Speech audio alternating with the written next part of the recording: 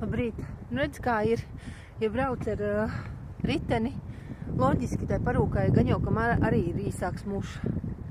Šodien 2 brunči, ļoti labi. Siltāk ir, jo citādi vējš zēģelē cauri un ir vēsi. Vējš atkal. Drusku kavēju, tāpēc tēt mīšos sirsnīgi. Beidzās darbiņš. Atbrauc. Jāspazīs mājas. Drusku pasēdēt, padzerties. Lasīju jūs komentārus. Sāku lasīt un aizsēdējos. Tagad kaut kur pulkstenis, nezinu, pirms 2. Jābrauc būs pēc mazā, bet mums tam iebraukšu veikalā. Laikam jānopērk arbūzs.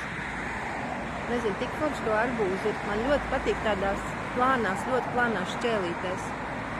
Gunē bija forša ideja, lai atkostu savu sīko. Kas tad viņam īsti garšo? Vai meloni vai arbūzs? Jānopērk abi. Manam vīram negaršo melone, lielajam dēlam arī nē. Tas nozīmē, ka melone ir tikai man. Un ja viņš tiešām, kā viņš jau neēdīs. Nav arī tik daudz vietas leduskapī. Ai, nezinu. Un kā aizvest ar riteni to visu?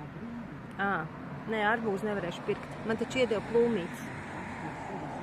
Vesels spainis man ir plūmītēm. Un forši bija tā ideja. Paldies liels par ideju. Vārīt aliču ievārījumu 1-1 ar banāniem. Un padomāšu. Braucu garām gar afišu stabu un šeit ieraudzīju Ieva Kerēvica. Man ļoti patīk šī dziedātāja. Man liekas, ka viņa dzied, tieši tā kā man patīk arī viņas būtība, interesē. Un tātad 31.10. mazā zāle, Dzintara koncerta zāle. Kaut kur jāizštepselē aiz auss. Varbūt kaut kas sakrītākais aizēju. Nezinu, vai vīram tāds Ieva Kerēvica. Latvijas radio Big Bands var piedāvāt. 2 mums laikam nav gājiens tomēr, kur tur bērnus likt. Ar bērniem vienīgi kopā, bet mēs neesam. Tā kā klausījušies kopā Ievu Kerēvicu, tomēr bērniem ir forši, ja viņi zina. Mēs, piemēram, tagad 4. dosimies uz Ivo Fomina koncertu, jo vīram ļoti patīk Ivo Fomins. Man arī, puikām arī, jo mēs esam bieži klausījušies mašīnā. Līdz ar to tas būs tāds foršs pasākums visiem 4 mums. Starp citu, es vēl gribu pateikt to, ka manā vidū, man draugu vidū vai kā, nav nekas, krievu, latviešu, viss normāli, tā kā ir. Bet, piemēram, tie cilvēki, kas nāk vairāk no Kurzemes puses, tiem ir interesants attiecības ar krievu tautības cilvēkiem. Ļoti, es teikšu, tādas berzēšanās, jā. Šodien dzirdēju tādu sarunu, vienkārši pazīstami cilvēki runāja.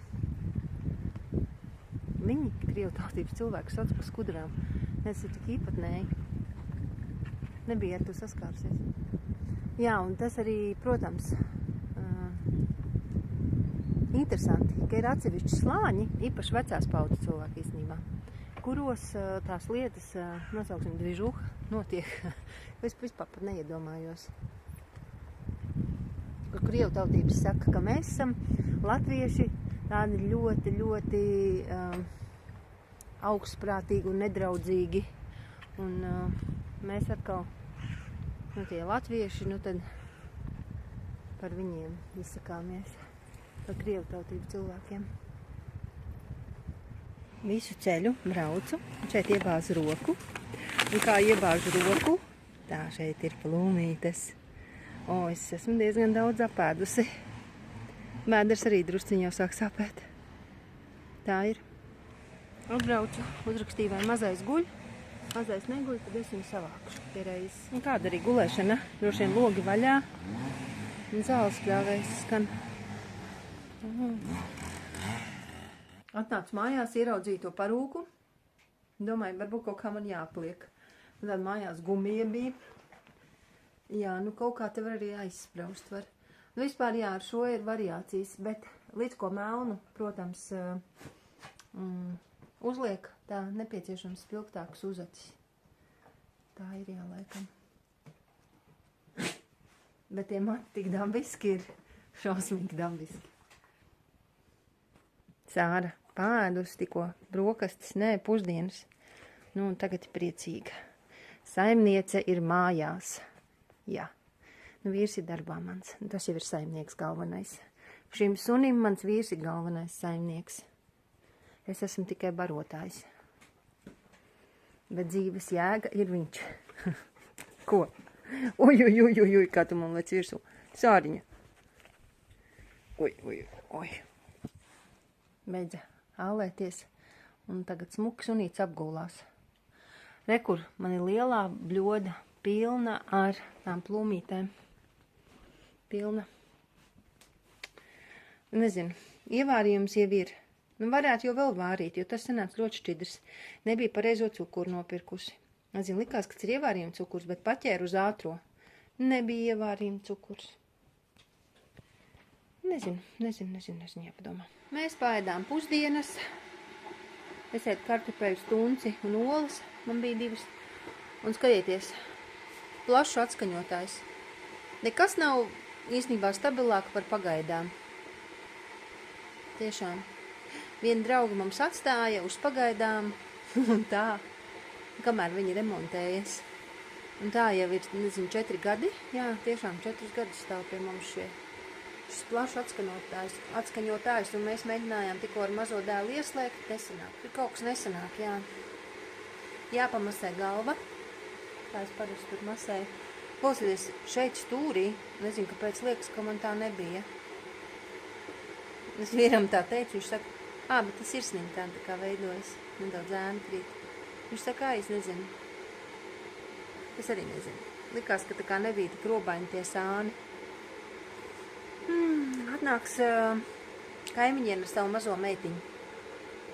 Jo arī mūsu mazajam puikam šobrīd ir vispār tā kā visu laiku ar ko varētu paspēlēties. Nu, īpaši tie puišeļi, kas tie mums kaimiņos, tie ir lielāki. Viņi negrib ar viņu nākt, tad viņš ir bēdīgs. Nu, tā kā es atceros, ka kaimiņiem man prasīja, vai kādā no dienām var mazā atnākt paspēlēties, jo viņai bērndārs vēl cieta. Vasaras atvaļinājumā, nu tad jā, ok, atcerējos, un tad lai paspēlējas. Uzlika parūku, domāju, pajautāšu arī kaimiņienei, kā viņai liekas. Nē, vēl gribēju pateikt par vienu interesantu stāstu šodien dzirdēju. Var sakot, vienai no manām klientiem, draudzenei, rudeņos un pavasaros slēgt depresija, un viņa stāstīja vienkārši par savu draudzeni. Jā, un viņa saka, manai draudzenei ļoti interesants dzīves stāsts. Tad viņai arī pāri 90. Vai viņa teica viena vecuma, nu tur plus mīnus daži gadi varbūt. Un tas bija kara laiks, un vispār viņa dzīvoja Jelgavā, un toreiz muka ar laivām 44. gadā, tā viņa mums stāstīja, pāri jūrai laivās. Un sanāca tā, ka viņa bija maza meitene, viņai bija kādi 5-6 gadi, un viņa paslēpās zem laivas, un vecāki viņu nevarēja atrast. Nu, tā kā bērns ākstoties. Un viņi taču nokavēja to izbraukšanu. Un tēvu apcietinājuši 25 gadiem kā nodevēju.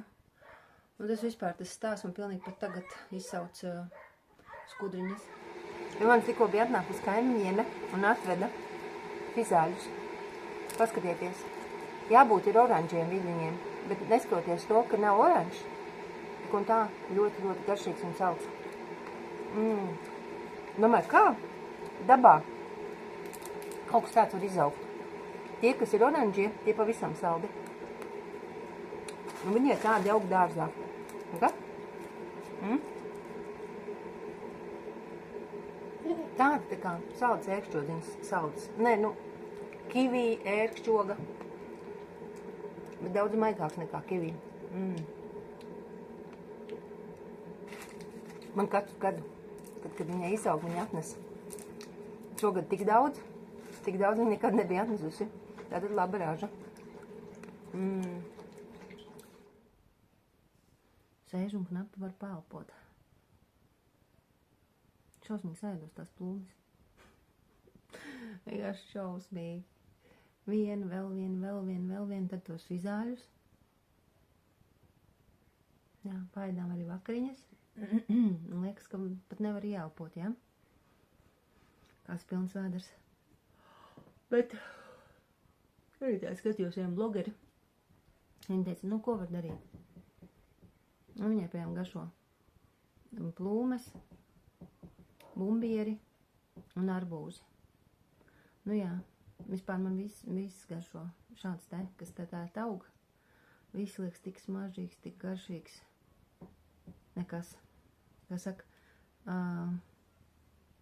jāļaujas arī šādai te izēšanās reizei un visām reizēm, kas ir tēt vasarā.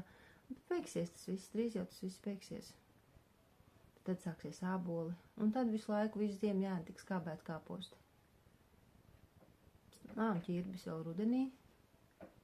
Tā, un kas tad vēl tāds? Nu, viss vairs nekas.